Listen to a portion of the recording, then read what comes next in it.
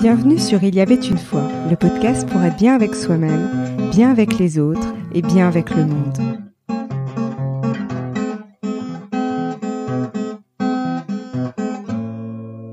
J'ai le plaisir de recevoir Saverio Tomasella, docteur en psychologie, psychanalyste, chercheur, auteur de nombreux ouvrages et créateur de la Journée mondiale de la sensibilité, qui a lieu chaque année le 13 janvier. Nous avons réalisé avec Daphné Boulogne, coach certifié spécialisé pour les hypersensibles, un épisode sur la haute sensibilité et la spiritualité, que je vous invite à découvrir si vous n'avez pas encore eu l'occasion de l'écouter. Alors, à la suite de la réalisation de cet épisode, Saverio et moi, nous voulions aborder ensemble les écueils et difficultés d'un parcours spirituel. Alors, avant de débuter, je voulais juste m'excuser pour la qualité de la bande sonore.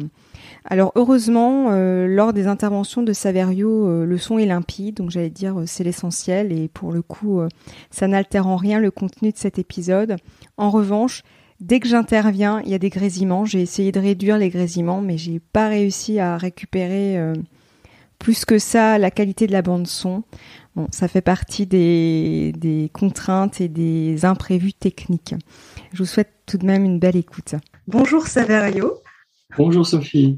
Alors, avant de rentrer dans le vif du sujet, Saverio, lorsqu'on parle de parcours spirituel, que faut-il comprendre en fait par parcours spirituel ? Récemment, Deepak Chopra disait que 99% de la population, que 99% des gens, ce sont des robots biologiques. Alors, ça peut paraître un peu dur, mais c'est une invitation. C'est une invitation à ne pas être un robot biologique et être plus que ça. Je pense que la spiritualité, c'est justement ce qui nous permet de dépasser, on pourrait même dire transcender, notre simple existence biologique. Et donc, on en vient à ce qui est une chose très importante de la spiritualité, c'est la différence entre ce qui est de l'ordre de la matière et qui est tangible, qui est visible, qui est audible, qui passe directement par nos sens immédiats, et ce qui n'est pas de l'ordre de la matière. Et que, traditionnellement, on peut appeler de l'ordre de l'esprit, et c'est pour ça que ça a donné spiritualité. Alors, si on n'aime pas le mot esprit, il n'y a pas de problème, on peut être dans une démarche spirituelle. Il va y avoir toute la question des énergies. Aujourd'hui, on sait, grâce à la physique quantique, que tout est énergie, que les atomes eux-mêmes sont faits d'énergie, de particules d'énergie, que donc tout ce qui existe, même la matière, ce sont des ondes, ce sont des énergies, ce sont des informations énergétiques et donc quelque chose qui échappe à la densité, qui est donc subtil. La spiritualité, c'est la possibilité de s'ouvrir à tout ce qui est subtil, tout ce qui échappe à l'immédiat, tout ce qui échappe à l'évidence matérielle première. Et donc, c'est une énigme. La spiritualité, ça va être un questionnement, ça va être une quête. Et ça concerne la vie. Donc, toutes les traditions spirituelles depuis l'aube de l'humanité nous disent qu'il y a quelque chose de fort dans la vie, une force de vie. Cette force de vie, elle va s'exprimer de différentes façons, par la naissance, par les possibilités de guérir de maladies ou de troubles, par des expériences particulières qu'on peut vivre dans la nature, dans la relation, dans l'amour, etc.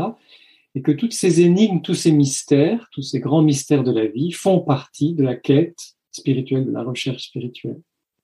Et on en vient à quelque chose qui est de l'ordre de la confiance, c'est-à-dire c'est pas simplement essayer de comprendre des choses du point de vue intellectuel, d'avoir une logique qui nous permet d'être sûr que ça existe, c'est de se faire confiance et de faire confiance à la vie pour accéder à des expériences qui sont de l'ordre du mystère. Alors, peut-être une dernière chose concernant la spiritualité, c'est que dans beaucoup de traditions et dans beaucoup d'expériences de personnes, quand elles font des témoignages sur leur vie spirituelle, il y a une recherche de la vérité. C'est-à-dire, au-delà des apparences, qu'est-ce que la vérité d'être humain? Qu'est-ce que c'est la vérité d'être en vie? Qu'est-ce que c'est la vérité de notre présence sur Terre et au-delà de cette manifestation dans un corps qui un jour disparaîtra. Et donc tous ces questionnements aussi sur qu'est-ce que c'est que cette force de vie invisible qui est en nous et qui, d'une certaine façon, continue son chemin ou peut continuer son chemin après la disparition du corps physique. Avec toutes ces énigmes, donc ces questions qui se posent à nous, et les religions, les chamanismes, les philosophies, les sagesses, depuis l'aube de l'humanité, tentent de répondre à ces questions. Et justement, quelles difficultés peut-on rencontrer durant son parcours spirituel ?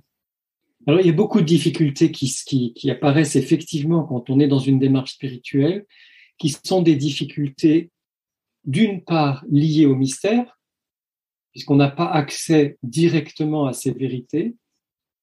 On a besoin de trouver comment, petit à petit, vivre des révélations.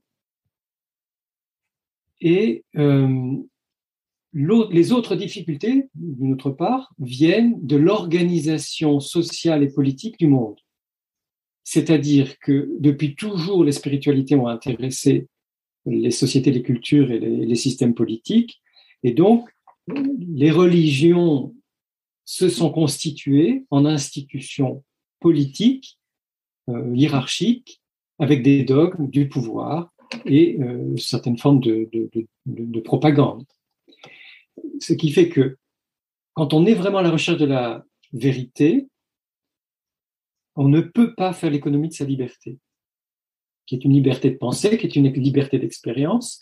Et la difficulté, une des premières difficultés quand on est dans une quête spirituelle, c'est trouver sa place dans un mouvement, à moins de vouloir faire ça complètement seul, ce qui est possible aussi, ce qui existe, mais c'est trouver sa place dans une tradition, dans un groupe, dans une communauté, voire dans une organisation religieuse, pour celles et ceux qui ont le souhait de vivre cette démarche spirituelle dans une organisation religieuse, tout en gardant sa liberté de sensibilité, qu'est-ce que je ressens dans mes expériences de la spiritualité ou du spirituel, de penser à partir de ces expériences sensibles et d'expression à la fois de ce que j'ai senti et de ce que je pense.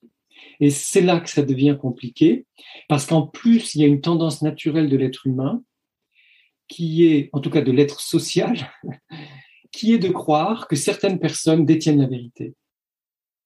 C'est une tendance infantile que nous avons quand nous sommes enfants. Nos parents sont des espèces de dieux et déesses, et certains adultes, nos professeurs, etc.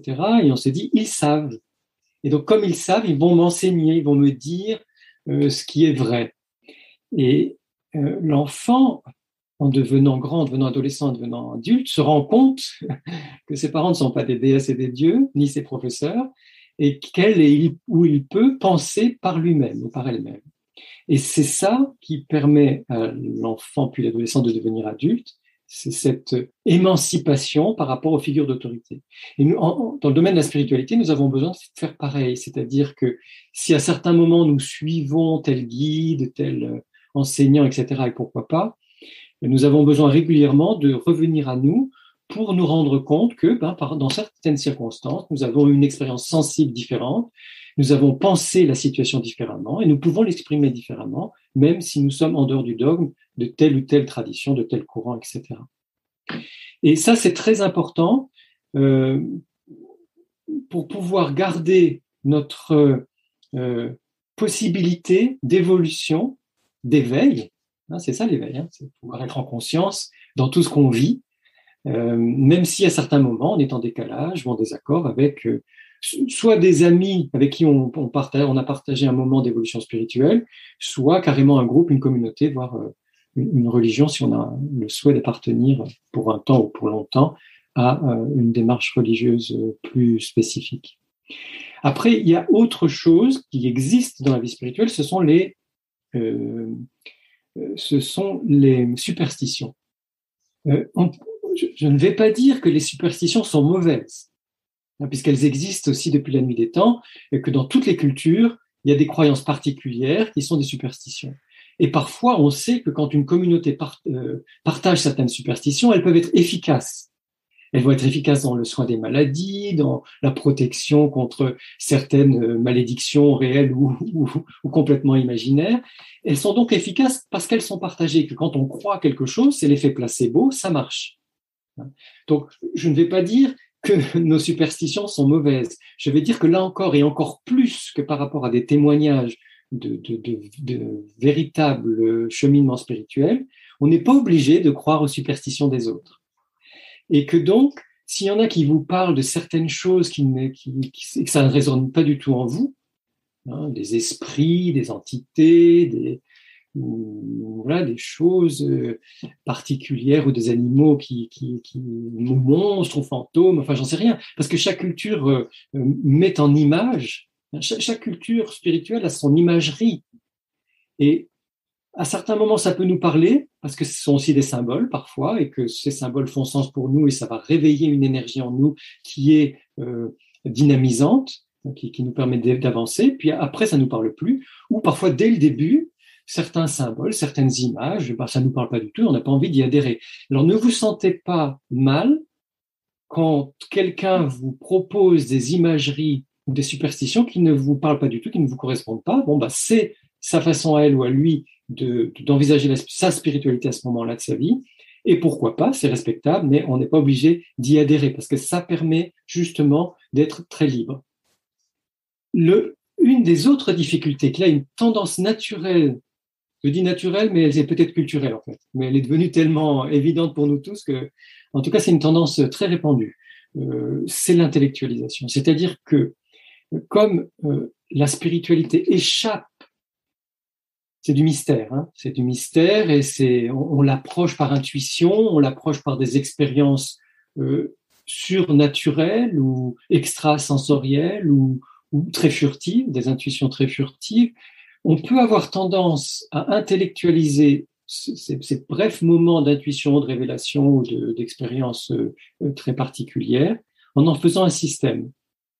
Parce que pour nous, psychologiquement, c'est rassurant d'en faire un système. Mais le problème, c'est qu'on va s'enfermer nous-mêmes dans l'intellectualisation qu'on fait de notre propre vécu spirituel, ou, et je trouve que c'est pire, je me permets de le dire, en tout cas c'est mon point de vue, dans l'intellectualisation que font les autres, ou ont fait les autres, de leur vie spirituelle.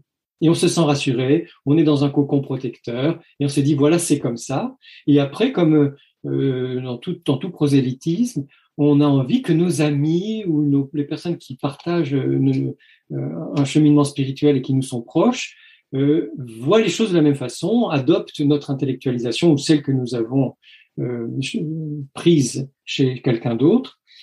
Et là, ça nous éloigne de notre vraie vie spirituelle. Et donc, ce sont les épreuves de la vie, les moments douloureux, les surprises, bonnes ou mauvaises, ou en tout cas faciles ou difficiles à vivre, qui vont nous rappeler à l'ordre en nous disant « Ah, là, tu étais dans l'intellectualisation. » Alors, ça se passe pas aussi simplement, c'est pas aussi évident, mais c'est finalement ça que la vie vient nous raconter. J'étais dans quelque chose que je croyais vrai parce que j'avais construit mon système mental autour de la spiritualité en me racontant telle histoire, et je me rends compte que dans la réalité, c'est pas ça. Et on tombe de haut. Et plus on y croit, plus on s'accroche à une intellectualisation forte, plus on tombe de haut et plus c'est difficile. Donc moi, mon idée, ce serait vivons des expériences spirituelles, partageons-les avec des amis qui peuvent entendre ce que nous vivons, ou des proches, ou un conjoint, mais n'intellectualisons pas trop. Et quand quelqu'un autour de nous a tendance à intellectualiser, on peut lui dire, bah oui, j'entends ce que tu me dis, voilà, c'est ta façon de voir les choses en ce moment, mais je ne suis pas sûr. Alors on le fait avec tact, parce que dans la vie spirituelle, je crois qu'il vaut mieux de toute façon être tout le temps dans la délicatesse, mais je ne suis pas sûr d'y adhérer pour l'instant, ou même je ne suis pas sûr que j'y adhérerai un jour, mais en tout cas, à certains moments de ce que tu as dit, ça m'a touché, et ça me rejoint dans mon expérience de vie, parce que de toute façon, on ne peut pas scinder vie spirituelle et vie, tout est lié, nos relations, notre travail, nos amours, nos amitiés, notre façon de dormir, de manger, de vivre dans la nature, de rêver, tout ça, c'est la vie spirituelle. Et justement, y a-t-il un positionnement en fait qu'on peut adopter pour ne pas tomber dans ces difficultés-là, dans ces écueils-là? Oui, alors il y a effectivement un positionnement central qui est très très important à adopter pour bien vivre sa quête spirituelle, sa vie spirituelle. Ce positionnement, c'est que chacune et chacun de nous a son chemin. Ouais, c'est vraiment, je me permets juste, mais en fait, c'est vraiment cette nécessité. Je rebondis par rapport à ce que tu as dit avant, c'est centré, en fait. C'est vraiment se centrer, mais dans le sens, se, je sais pas comment j'ai la visualisation, tu vois, d'une personne qui est au milieu de plein d'autres personnes, et tu vois, le côté centré, quoi, centré sur son chemin de vie, centré sur ses aspirations, centré sur soi, mais ce qu'il faut pas confondre avec égoïsme, hein. Ce côté centré, j'ai vraiment ça qui me vient. Alors, je me permets juste, mais c'est l'image que je voulais te partager. Oui, oui, c'est très important. Et d'ailleurs, toutes les traditions authentiques de vie spirituelle, sachant que dans chaque religion, dans chaque sagesse, dans chaque philosophie, il y a des personnes qui sont plutôt dans le pouvoir, dans le dogme, et des personnes, dans toutes les traditions depuis l'aube de l'humanité, qui vont être dans la sincérité, qui vont être dans l'authenticité, qui vont être dans la vérité de leur expérience spirituelle. Donc ça, on peut en trouver partout et c'est rassurant. Oui, tout à fait.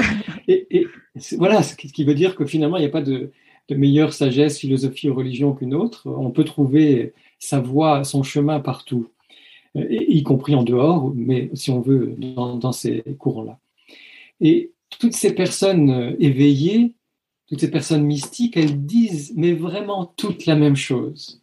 Le divin est en toi, Dieu est en toi, la sagesse est en toi, la conscience est en toi. Qu'est-ce que j'ai oublié dans les formulations? Bon, bref, l'amour est en toi.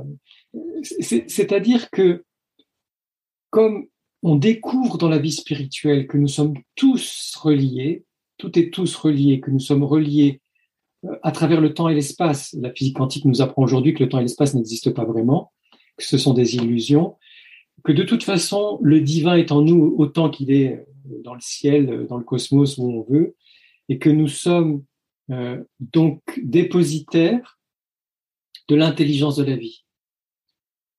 L'intelligence de la vie fait que je suis là aujourd'hui capable de te parler, de vous parler et de vous écouter, de vivre cette expérience. Cette intelligence de la vie, elle est autant en toi, en moi, qu'en chacune des personnes qui nous écoutent là en ce moment. Et que c'est en me reconnectant le plus souvent possible, si possible plusieurs fois par jour, et après quand on vit de façon très éveillée, ben c'est quasiment tout le temps, en étant connecté, relié à cette intelligence de la vie en soi, qu'on peut appeler le divin, qu'on peut appeler la source, qu'on peut appeler ce qu'on veut, l'amour, etc., que je vais vraiment vivre une vie spirituelle authentique. Donc moi, je dirais pas centré sur soi, même si c'est un jeu de mots, parce qu'effectivement, les gens peuvent l'entendre comme une forme d'égoïsme ou d'égocentrisme, Ouais. nombrilisme, mais centré en soi. Soi, tout à fait. Centré en soi, c'est-à-dire revenir en soi. Ouais. Et c'est là, de l'intérieur, que je peux faire vraiment mon expérience spirituelle de qu'est-ce que je ressens, qu'est-ce qui se passe en moi, ou quelles sont les images les images authentiques, sincères, qui émanent de moi, avec la possibilité soit simplement de les accueillir comme elles sont et de me laisser nourrir par elles, soit dans des circonstances qui le permettent, de le partager avec d'autres. C'est-à-dire que si je suis centré en moi, je peux me laisser porter par cette intelligence de la vie, par cette force de la vie. Et ça rejoint le deuxième positionnement qui en découle et qui, là encore, est présent dans toutes les traditions, c'est le lâcher-prise. Ça a beau être un mot à la mode, moi j'aime pas les mots à la mode, mais bon, celui-là, je l'accepte parce que il est vrai. Alors on peut dire se laisser porter par la vie. Si on préfère, on peut dire je me laisse porter par la vie. Il y a des personnes dans les religions monothéistes qui vont parler de la foi. On peut dire aussi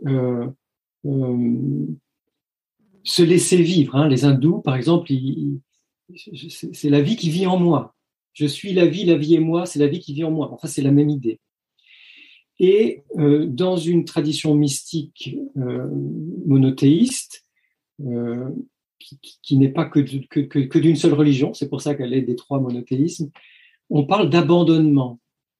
Donc, c'est pas l'abandon, j'abandonne mes enfants, ou j'ai été abandonné par mes parents, c'est l'abandonnement, c'est-à-dire Et c'est très beau de voir comment les monothéismes, enfin les mysticismes monothéistes rejoignent l'hindouisme, le bouddhisme, pardon, et les chamanismes.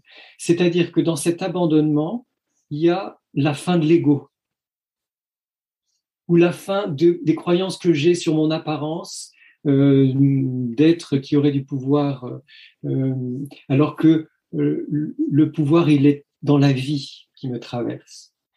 Donc, si je m'abandonne à la force de la vie, au divin, à l'amour, à la source, au cosmos, eh bien, c'est la même chose que si je laisse mon ego se dissoudre. Et quand on dit laisser l'ego se dissoudre, ou si je me laisse tranquille avec mon ego, c'est parce que, et ça c'est le sanskrit qui le dit, c'est donc l'hindouisme et le bouddhisme, c'est parce que l'ego, c'est la croyance que j'ai du pouvoir. Alors c'est marrant parce qu'en ce moment, il y a la mode très New Age de nous avons des super pouvoirs. Et d'un certain côté, on peut dire oui, bien sûr, on a des dons, on a des capacités, on a des compétences. Tout le monde en a d'ailleurs, pas simplement les hypersensibles. On a tous et toutes des formidables dons de la vie en nous, des capacités qui nous permettent de faire plein de choses merveilleuses dans nos existences, pour nous-mêmes ou pour les autres d'ailleurs, et pour la planète.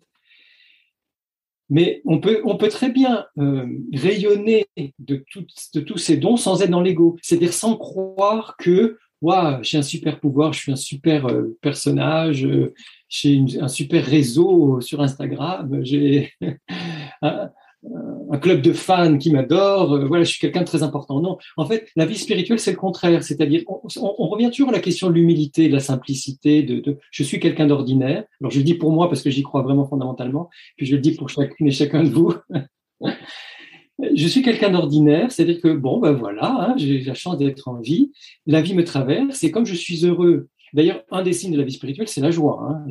Les moines tibétains se reconnaissent par le rire, le sourire, l'expansion, etc.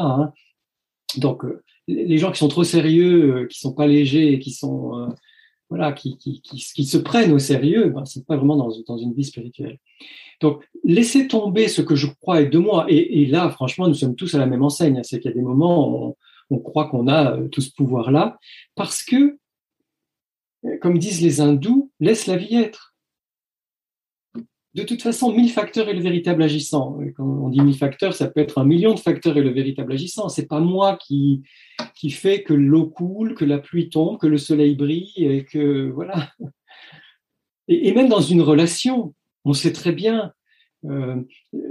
J'ai eu ces derniers jours un très bel échange avec une personne que j'aime beaucoup, qui est très sensible, où ce que nous ressentions de ce qui se passait dans notre relation était juste de part et d'autre, elle comme moi, mais les interprétations que nous faisions de ce qui se passait dans la relation étaient personnelles. Et donc, il y avait un malentendu qui était source de souffrance dans notre relation. Et en fait, ce qui est très beau, et ça, je trouve ça déjà spirituel, parce que c'est de l'ordre du cœur. Ce qui était très beau dans ce qui s'est passé entre nous durant ces jours-là, c'est qu'on a exprimé ce qu'on avait compris de nos ressentis. Jusqu'à un moment, on s'est vraiment rendu compte du malentendu. Et quand on s'est, elle et moi, rendu compte du malentendu, pof, on s'est dit, qu'est-ce qu'on s'aime, qu'est-ce que c'est beau, qu'est-ce que c'est merveilleux. C'est une relation d'amitié. Donc je dis qu'il peut y avoir de l'amour dans l'amitié, c'est ça. Et pourtant, on a eu besoin de ces quelques jours de réajustement ou même de silence, parce qu'on était dans une blessure, dans une douleur de pas s'être compris. Et c'est justement en prenant conscience que nous mettons des interprétations sur nos ressentis et que nous croyons des choses sur les intentions de l'autre, alors qu'il n'y avait eu que des bonnes intentions de part et d'autre, que finalement on se rend compte qu'il y a tellement de facteurs qui jouent. Et là, il y avait un facteur autre qui était lié dans le domaine professionnel à d'autres implications, d'autres personnes, et qui n'avait rien à voir avec notre relation. Tout ça pour dire que c'est pas elle la méchante et moi le gentil, ou vice-versa, moi le méchant, elle la gentille, ou le tiers dans cette histoire qui aurait fait quelque chose de mal. C'est qu'il y a tellement de facteurs à la fois qu'on a besoin de temps, de cœur, de dialogue pour pouvoir se rendre compte de tout ce qui se passe. Et hop, quand la vie reprend sa fluidité, que ça circule bien entre nous, et ben voilà, tout va bien. Donc, c'est finalement ça. La vie spirituelle, c'est laisser la vie être. Et donc, qu'on dise lâcher prise, se laisser porter par la vie, avoir confiance en la vie, laisser faire la vie. Ou je ne sais pas, on peut inventer les mots qu'on veut, parce qu'effectivement, on n'est pas obligé de prendre les mots des autres. Ça devient tellement plus beau, tellement plus simple, tellement plus juste. Et finalement, on n'a pas besoin de faire des efforts énormes. Ça, je crois que c'est très, très important aussi comme positionnement. La douceur, la patience, oui, la confiance. On revient à la confiance, ouais. Ouais, c'est vraiment, la confiance, c'est un mot qui me semble vraiment important. Ouais. Et quel conseil pourrais-tu nous donner pour suivre un parcours spirituel de la manière la plus sereine possible, justement, en laissant couler justement cette vie qu'elle traverse, en fait, le plus simplement possible?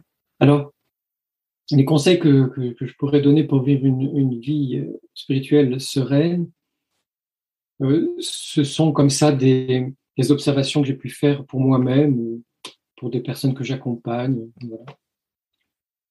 Je vais commencer par une parole de Bouddha. Je ne suis pas bouddhiste, mais j'aime beaucoup l'hindouisme, le bouddhisme et le taoïsme. Et je trouve que Bouddha disait des choses très sages. Et il a cette parole surprenante. Rien d'interdit, rien de maudit, rien de sacré. C'est très fort. Alors on pourrait dire rien de proscrit, rien de maudit, rien de sacré, parce que bon, bien sûr, il y a l'interdit de l'inceste, on va pas... Celui-là, on en a besoin pour vivre. Et de l'interdit de l'inceste découle des interdits d'abus sur l'autre, de manipulation, de prise de pouvoir, d'emprise, etc. Donc, c'est vrai que cet interdit fondamental de la vie en société, on va le garder. Mais en dehors de cet interdit fondateur de l'inceste, du parasitage, de l'abus, de la domination de l'autre, de la violence sur l'autre, puisque tout ça en découle, Bouddha a raison, rien d'interdit, rien de maudit, rien de sacré. Et c'est particulièrement fort de dire rien de sacré dans la bouche de quelqu'un qui a consacré sa vie à la spiritualité. C'est-à-dire que je crois que le premier conseil que j'ai envie de donner, c'est la simplicité. Et la simplicité est liée à l'humilité, dont on parlait tout à l'heure. C'est « je n'ai pas raison ». Et moi, souvent, je le dis dans les discussions, que ce soit un moment difficile avec un ami, une amie, ou un patient, une patiente, ou un collègue, une collègue, ou même dans ma relation amoureuse, ou avec mes enfants, je n'ai pas raison. Je n'ai pas raison, je ne cherche pas à avoir raison, je ne détiens pas la vérité. Voilà mon expérience, là, en ce moment, parce qu'en plus, j'évolue. D'un jour à l'autre, je peux changer de positionnement, d'avis, de découverte. La vie m'apprend d'autres choses. Donc, je n'ai pas raison, je ne détiens pas la vérité. Voilà, simplement, ce que je ressens, ou là où j'en suis. Et l'autre est interrogé par cette position d'ouverture. Si je n'ai pas raison, l'autre se demande, est-ce que j'ai besoin d'avoir raison? Si je ne fais que dire ce que je ressens ou là où j'en suis aujourd'hui, progressivement dans la relation, l'autre va se dire, bon, je veux dire simplement ce que je ressens là où j'en suis aujourd'hui. Et donc, on sort du fanatisme. On sort de ce qui potentiellement nous rend terroristes. Parce qu'il n'y a pas que le terrorisme, bien sûr, je suis absolument contre toute forme de terrorisme, et on va commencer par commettre des actions violentes contre des choses et surtout des êtres. Mais le terrorisme existe aussi intellectuellement ou dans la relation où on impose sa façon de penser, on impose ses croyances, on impose sa raison, ce qu'on croit être le vrai.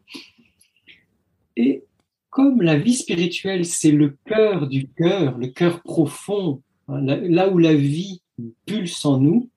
D'ailleurs, aujourd'hui, on sait que c'est le cœur, l'organe humain cœur, qui a le rayonnement électromagnétique le plus fort. Notre cœur organe rayonne à 2 voire 3 mètres pour les personnes qui ont un rayonnement fort, alors que le rayonnement électromagnétique du cerveau peut être 50 centimètres au maximum 1 mètre. Hein. Donc, de toute façon, et il y a, je crois, 40 000, il y a un réseau de 40 000 neurones autour du cœur. Donc, le cœur du cœur, ce fait humain, ou même vivant, puisque les animaux aussi ont un cœur, qui bat, qui pulse en nous, si je me centre sur le cœur plutôt que sur le cerveau, je suis dans une attitude plus juste concernant la vie et les autres. Parce que lorsque je me centre dans mon cœur, j'ai tout mon temps. Lorsque je me centre dans mon cœur, je n'ai pas besoin d'avoir raison, je suis. Lorsque je me centre dans mon cœur, je peux accueillir l'expérience de l'autre, même si elle diffère de la mienne. Je crois qu'il y a une espèce de sérénité, justement, de paix, d'éternité, je ne sais pas comment le dire, mais peut-être que ce mot va choquer certains, mais en tout cas d'infini. Voilà, il y a la présence de l'infini dans mon cœur. Et si je me situe là, alors bien sûr, hein, énergétiquement, on peut se situer dans le hara, dans le bas du corps, parce que ça nous centre, parce que ça nous équilibre, bien sûr. Hein, et je crois que c'est très important d'être bien présent dans son corps pour vivre une belle vie et une vie spirituelle. Donc, je conçois et je pratique le yoga, le qigong, donc vraiment le hara, le bas ventre, tout ça c'est très important pour être vraiment centré dans son incarnation, dans son corps. Mais au niveau plus spirituel, on va dire que le centre, il est dans le cœur. Même si on ouvre ces chakras supérieurs pour être ouvert à des dimensions subtiles au ciel, au cosmos, aux astres, etc., et c'est très bien de le faire. Mais il y a tout de même un centre spirituel qui est dans le cœur. Et si je le fais là, je sens de la paix. Si je le fais là, je sens que, au fond, rien ne peut m'atteindre. Il y a des très beaux témoignages d'enfants pendant les bombardements à Londres de la Deuxième Guerre mondiale ou d'autres bombardements, on pourrait même dire en Syrie récemment, etc., ou pendant des catastrophes naturelles, des très beaux témoignages d'enfants qui sont justement dans la simplicité de l'expérience vécue, pas du tout dans le mental, qui disent à quel point, malgré l'horreur de ce qui se passait autour d'eux, dans leur cœur, c'était calme. Et je pense que si on garde ce calme, si on garde la connexion avec cette paix intérieure, on n'a plus besoin d'être célèbre. On n'a plus besoin d'être connu. On n'a plus besoin. Alors, quand je dis célèbre, il y a ceux qui ont des milliers de fans et il y en a d'autres, ou des millions de fans. soyons fous. Et puis, il y en a d'autres où on peut, même moi, à certains moments, je fais beaucoup d'efforts pour me détacher des réseaux sociaux, mais c'est un système logarithmique qui fait qu'on peut être à la recherche d'un certain nombre de suiveurs et suiveuses sur les réseaux. Mais on n'a plus besoin. C'est-à-dire que maintenant, j'ai tendance à dire, et peut-être que là, il y a encore trop d'ego, mais j'ai tendance à dire, si quand j'écris un livre, il y a une seule personne qui a trouvé une seule idée, ou une seule phrase, ou un seul mot qui la touche, ou qui le touche, ben voilà, cadeau. Pour moi, ça y est, je suis content. C'est-à-dire que quand on se centre dans le profond de son être, et si on n'a pas envie de penser que c'est le cœur et qu'on pense à une autre zone de son corps ou de son être, ça va très bien aussi. Mais si c'est la profondeur de soi, on n'a plus besoin de prouver quoi que ce soit à qui que ce soit.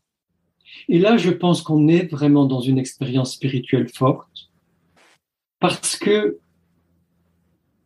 qu'on soit bouddhiste, athée, hindouiste, taoïste, chrétien, musulman, juif, qu'on soit dans le chamanisme ou dans autre chose, mais ça n'a plus aucune importance. Et moi, je suis vraiment capable d'accueillir n'importe qui dans n'importe quel parcours spirituel, même des athées. Parce que peu importe le nom qu'on donne à cette expérience.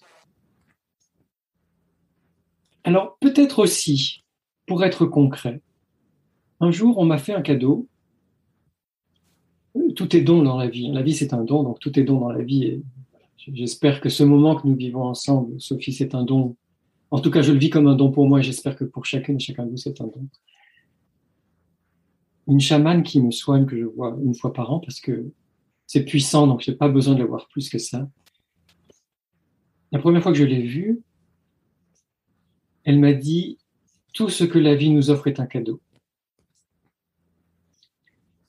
Et elle m'a raconté qu'elle avait eu un énorme accident de voiture qui a changé complètement son existence. Elle ne peut plus faire ce qu'elle faisait avant parce qu'elle a eu un énorme traumatisme crânien.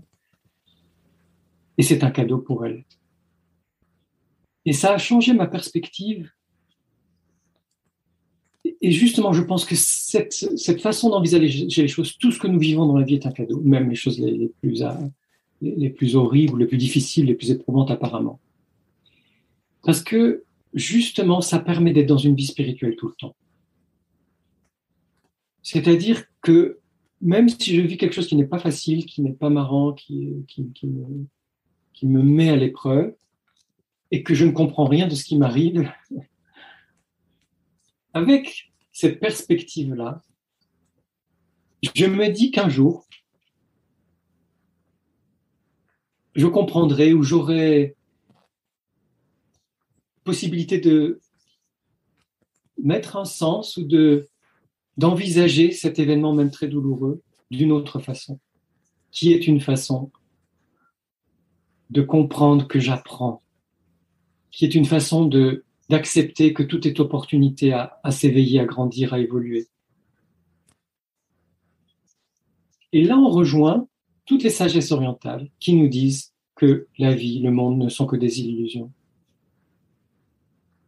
Et même si nous, occidentaux, on n'aime pas trop cette idée-là, parce qu'on pense que tout ça, c'est du sérieux, eh bien, dans certains moments de grand calme, de grande confiance, où tout paraît simple et évident, quand on est dans la nature, ou dans une relation amicale amoureuse, où tout coule de source, ou dans un moment contemplatif comme ça, où voilà, on sent que tout est juste. Ah oui, ça peut être une illusion, après tout. Tout ce à quoi on accorde de l'importance, finalement, ça n'a pas autant d'importance que ça. Et il ne s'agit pas de se fustiger en se disant que je n'ai pas d'importance, ce que je vis n'a pas d'importance, tout est illusion. Il s'agit simplement d'être dans la légèreté parce que ça nous rend plus waouh.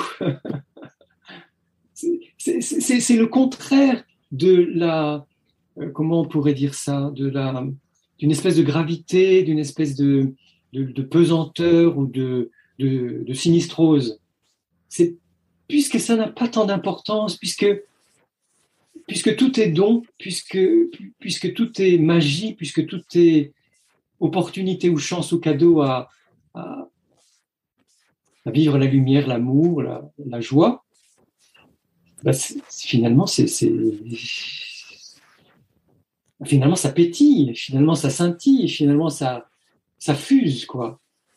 Et ça ne veut pas dire que les moments de douleur ne soient pas douloureux. Au contraire, ils sont très douloureux. Ça ne veut pas dire, parce que plus on est en conscience, plus on est dans la sensibilité, plus on va sentir les souffrances, la douleur, les épreuves. Mais ça veut dire qu'au-delà ou à travers ces moments difficiles, ou même les doutes simplement, ou les contrariétés qui nous arrivent quotidiennement, c'est-à-dire qu'à travers tout ça, il y a cette puissance de la vie, waouh. Et ce waouh, c'est ça notre rayonnement, c'est ça notre capacité finalement à être en lien avec même avec des personnes qui nous sont très très différentes. Et puis à garder cette trame de confiance en la vie, puisque la vie est en moi, garder cette trame de confiance en moi et puis en ceux et celles qui m'entourent. Pour reprendre tout ce que tu as pu nous partager, un petit peu les mots-clés en tout cas. Il y a finalement ce côté centré en soi, je retiens, confiance, c'est un mot qui est beaucoup revenu, amour aussi, légèreté. Il y en a un autre, mais il m'a échappé, là, il est parti. Mais il y a vraiment cette notion, enfin, je te donne mon retour en tant que, voilà, j'allais dire auditrice, première auditrice, vraiment cette notion à revenir à cet instant présent et à se faire traverser, en faire par la vie, par les événements qui peuvent se présenter à nous, qu'ils soient positifs ou négatifs. Mais je retiens aussi cette légèreté, cette joie et tu vois, cet amour. En fait, quand tu parles du cœur, j'ai vraiment cette notion d'amour. Et voilà, c'est vraiment des mots très forts, en tout cas, qui ont beaucoup résonné en moi. Et justement, pour terminer notre échange, pour le clôturer, quel serait ton mot de la fin? Est-ce qu'il y aurait plusieurs mots comme ça que tu aimerais, peut-être insister dessus ou voilà que les auditeurs retiennent? Voilà, qu'est-ce que tu voudrais qu'ils retiennent comme mots-clés? Oui, merci pour cette question. En fait, toutes les expériences spirituelles, au bout d'un certain moment, ou parfois dès le début, parce qu'on a aussi des expériences spirituelles dans l'enfance, on en parlait dans le podcast avec Daphné. Avec Daphné, ouais. Toutes les expériences spirituelles convergent vers l'amour. Et moi, j'aime pas trop l'idée de l'amour inconditionnel, surtout l'utilisation de cette expression, même si je suis d'accord avec l'idée que l'amour vrai est sans condition, c'est sûr. Mais j'aime pas quand on fait des espèces d'incantations avec un mot qui serait la clé de tout. Je pense que le mot amour se suffit à lui-même, on n'a pas besoin de lui rajouter quelque chose. Et que nous, humains, nous vivons l'amour comme nous pouvons avec nos limitations, même si nous évoluons et que nous sommes de plus en plus dans l'amour, voilà, mais nous faisons comme nous pouvons. Et que c'est déjà beaucoup. Si chacune et chacun d'entre nous, à chaque moment de la journée, de chaque journée, nous pouvons essayer de vivre l'amour, de vivre dans l'amour, de vivre avec amour. On n'a pas besoin de compliquer avec un autre mot. Donc, l'amour, voilà. Pour moi, l'amour, c'est vraiment la convergence de toute vie spirituelle et d'arriver à rayonner l'amour, non seulement dans des circonstances faciles et favorables, mais dans toutes les circonstances, y compris celles qui sont les plus difficiles et les plus défavorables. Et ça prend du temps. C'est là qu'on apprend beaucoup, qu'on se transforme et que finalement, on va aller de plus en plus vers l'essentiel. Donc l'amour, et puis l'amour va se décliner. L'amour, c'est le soin que je porte à ma personne, le soin que je porte aux personnes que j'aime, les plus proches des personnes que j'aime, et le soin que je peux porter à d'autres. Alors on n'est pas obligé d'être dans le soin avec tout le monde, mais on peut, quand c'est possible, apporter du soin aux autres. Et on peut, comme j'en parlais dans d'autres podcasts avec toi, on peut le faire aussi avec des inconnus, un sourire quand on est dans la rue ou dans une boutique, une écoute même de quelques mots. Voilà, passer un petit moment avec quelqu'un, une personne sans abri dans la rue, qu'on donne de l'argent ou pas, qu'on apporte de la nourriture ou un vêtement ou pas, mais voilà, tout ça c'est de l'amour et c'est du soin. Il y a aussi la compassion. On parle beaucoup d'empathie, hein, c'est devenu une notion psychologique à la mode et on a raison d'en parler, mais voilà, la compassion c'est une façon concrète de vivre l'empathie dans la relation à l'autre et dans l'amour. Il y a la joie. Alors moi, je pense pas qu'on puisse être tout le temps dans la joie parce que ce serait hypocrite, ce serait artificiel. Mais quand elle est là, elle est là. Et quand elle est là, ben, on la laisse prendre beaucoup de place, on la laisse se dilater, on la laisse aller vers les autres. Et voilà. Puis on peut aussi je pense la gratitude, même si, alors moi j'aime beaucoup la gratitude et j'essaie de la pratiquer tous les jours. Au moins une fois le soir, de remercier pour les choses que j'ai aimées dans la journée, qui se sont bien passées dans la journée ou que j'ai apprises. Mais ça peut être aussi à d'autres moments de la journée. Mais pour celles et ceux qui sont pas familiers, qui n'ont pas envie de penser à la gratitude, simplement se réjouir de ce qui est bon pour soi, le savourer, peut-être le dire parfois à d'autres, qu'on apprécie un moment ou qu'on apprécie une personne, qu'on apprécie ce qu'on fait avec elle. J'aime beaucoup la lumière. Moi, je suis quelqu'un, comme je te le disais aussi dans je crois, le premier podcast, j'aime beaucoup la lumière. Donc, favoriser la lumière dans sa vie, dans ses relations, que ce soit physiquement, éclairer son appartement ou sa maison, mais aussi éclairer nos relations, apporter de la lumière plutôt que de l'ombre. Et la paix, parce que le silence, le calme, la sérénité, la paix, tout ça, ça va ensemble. Je crois que c'est le terreau de la vie spirituelle, le terreau de ce qui est juste, le terreau de la possibilité d'accueillir l'autre, de donner de l'amour, etc., de s'accueillir soi aussi. Tout ça, ça va ensemble. Et donc, simplement, je finirai par une idée qui vient du yoga.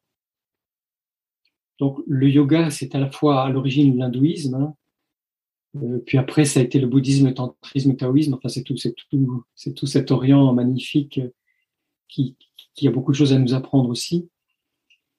Et dans le yoga, on dit d'honorer notre nature sacrée. Alors, bon, je disais tout à l'heure, Bouddha, rien de maudit, rien de sacré, rien d'interdit. Alors, peut-être que c'est d'autres mots, mais honorer notre nature divine, on va dire, tout simplement.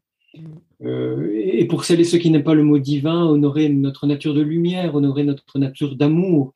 C'est-à-dire, finalement, il ne s'agit pas de s'accorder de l'importance à soi comme expression d'apparence dans le jeu social, où là on risque d'être piégé par des illusions, par des enjeux qui n'ont pas grande importance, mais il s'agit d'honorer notre nature véritable, notre nature, alors je vais dire divine, lumineuse, notre nature d'amour, ou la vie qui bat en nous, parce que je pense que là ça nous recentre en nous-mêmes, comme on le disait tout à l'heure, et que ça permet de vivre sa quête spirituelle dans la simplicité, l'unicité ou l'unité, l'évidence et l'essentiel. Ouais, moi, je retiendrai là, tu vois, comme mot l'essentiel, revenir à l'essentiel, parce que ça me semble ça extrêmement important aussi. Par rapport aussi, je rebondis, tu vois, sur par rapport aux sollicitations qu'on peut avoir, en fait, tous les jours dans le monde dans lequel on vit, je me dis, mais de revenir aussi à l'essentiel, c'est très important. Donc, c'est un mot qui est aussi, je trouve très fort. En tout cas, je te remercie beaucoup pour notre échange, vraiment pour tout ce que tu nous as partagé. Merci à toi, Sophie. Un réel plaisir. Merci. Je dois partager. Merci.